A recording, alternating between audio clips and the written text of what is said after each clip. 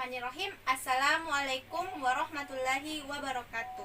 Perkenalkan, saya Siti Saryani Tahir akan menjelaskan materi tentang pertumbuhan dan perkembangan. Nah, sebelum itu kita harus mengetahui terlebih dahulu apa itu pertumbuhan dan apa itu perkembangan. Tumbuhan adalah perubahan yang terjadi pada manusia, terutama pada fisiknya.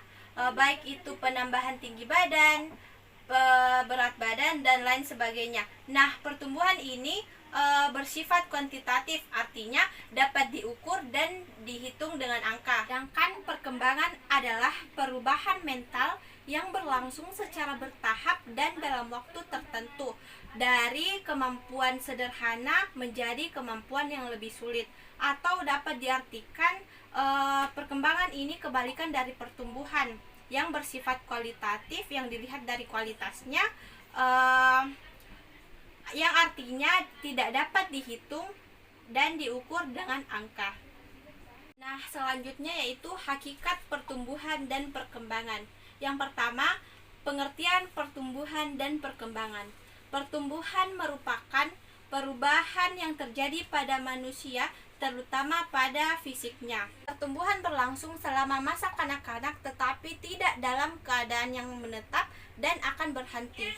Pertumbuhan merupakan perubahan ukuran dan bentuk tubuh atau anggota tubuh lainnya, misalnya penambahan berat badan, penambahan tinggi badan, bertambahnya lingkaran kepala, bertambahnya lingkaran lengan, tumbuhnya gigi susu, ataupun perubahan tubuh lainnya yang merupakan perubahan fisik.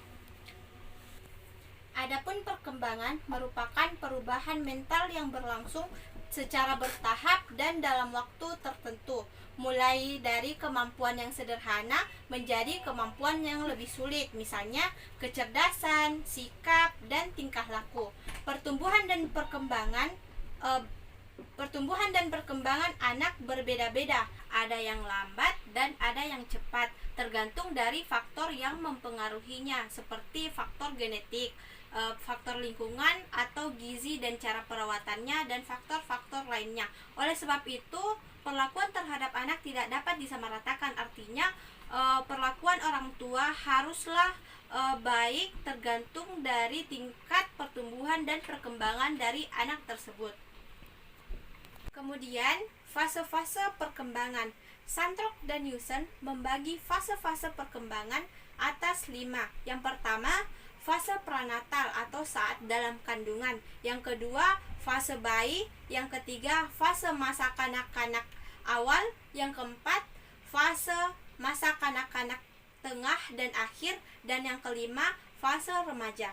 Pertama, fase pranatal atau saat dalam kandungan merupakan fase yang berlangsung pada masa pembuahan dan masa kelahiran dari satu sel menjadi satu organisme yang lengkap dengan otak dan kemampuan berperilaku, yang berlangsung selama kurang lebih 9 bulan.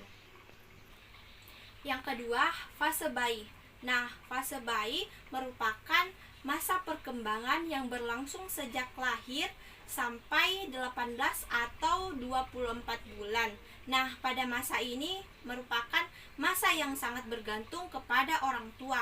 Artinya, orang tua sangat berperan penting dalam proses pertumbuhan dan perkembangan anaknya, seperti cara berbahasa, koordinasi sensori motor, dan sosialisasinya.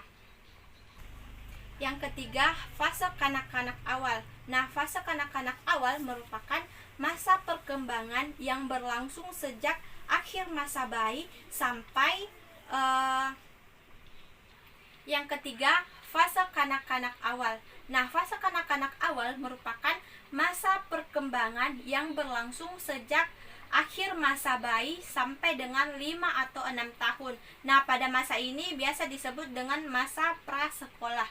Nah, selama fase ini mereka belajar melakukan sendiri berbagai macam hal kegiatan dan berkembang keterampilan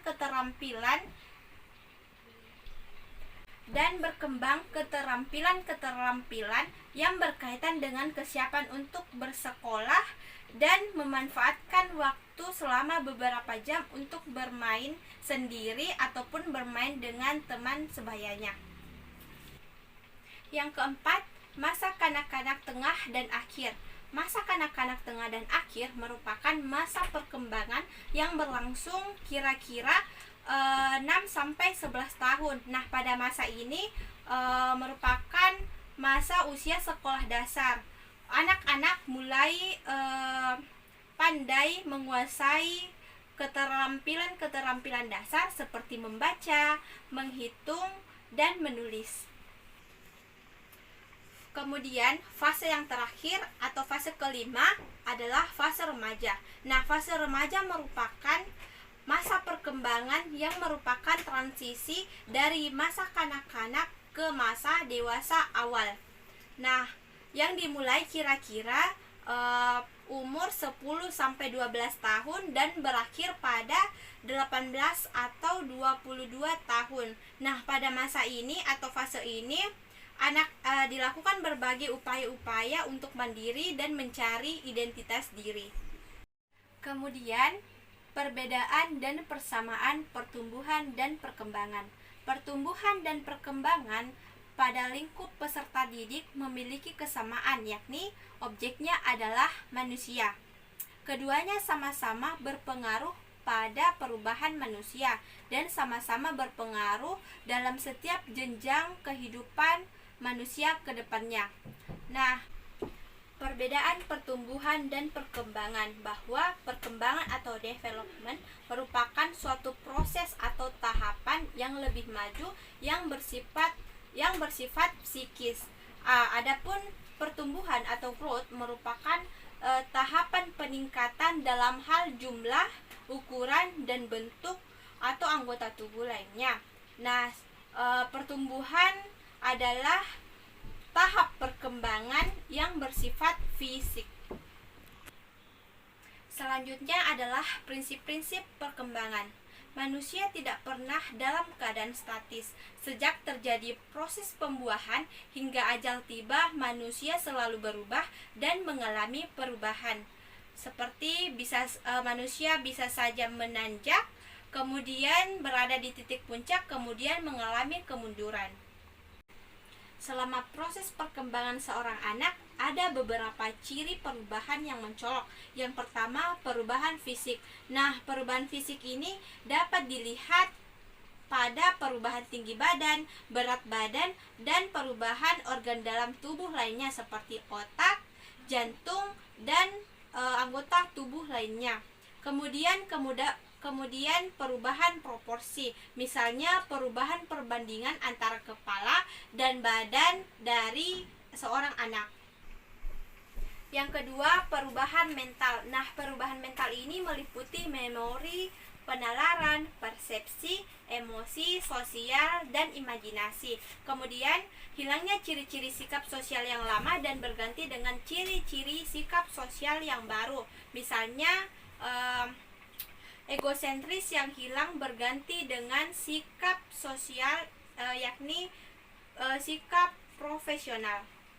Hurlock pada tahun 1980 menyatakan prinsip perkembangan ada 9. Yang pertama, dasar-dasar permulaan adalah sikap kritis. Prinsip pertama dalam perkembangan adalah sikap kritis.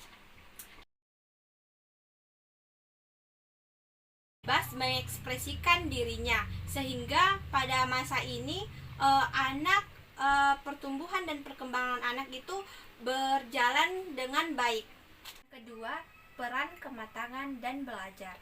Perkembangan dapat dipengaruhi oleh kematangan dan belajar, di mana kematangan merupakan terbukanya karakteristik yang secara potensial sudah ada dalam individu, yang merupakan hasil warisan genetik individu yang biasa disebut dengan poligenetik, seperti merangkak, duduk, dan berjalan.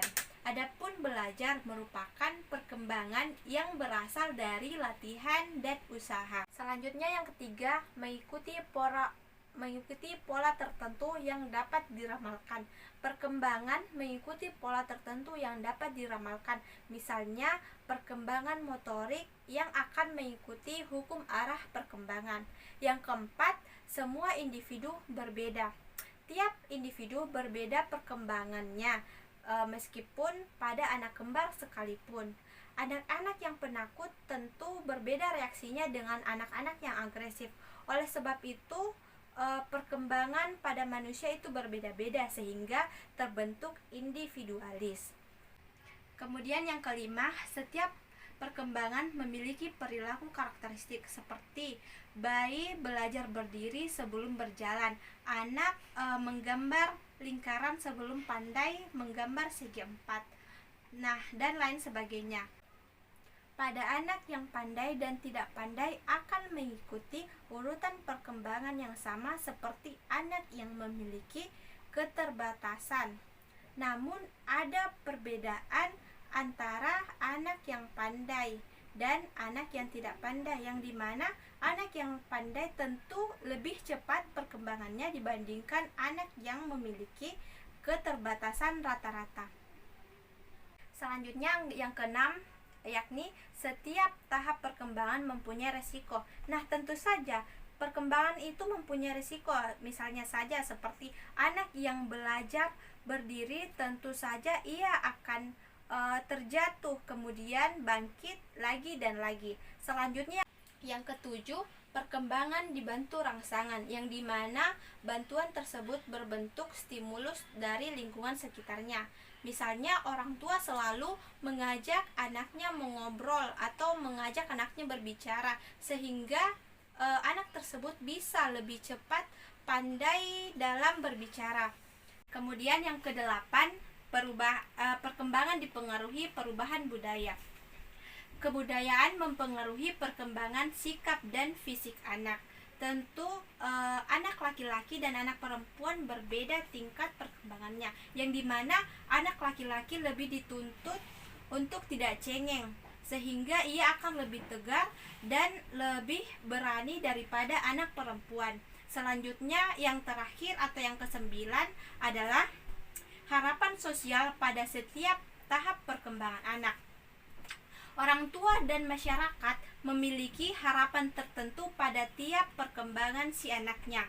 Jika tahap itu tercapai dengan baik, maka orang tua tentu akan ikut bahagia melihat dari perkembangan anak tersebut. Itulah tadi penjelasan dari saya mengenai pertumbuhan dan perkembangan. Semoga apa yang saya sampaikan dapat dipahami dan dapat bermanfaat. Sekian dan terima kasih. Wassalamualaikum warahmatullahi wabarakatuh.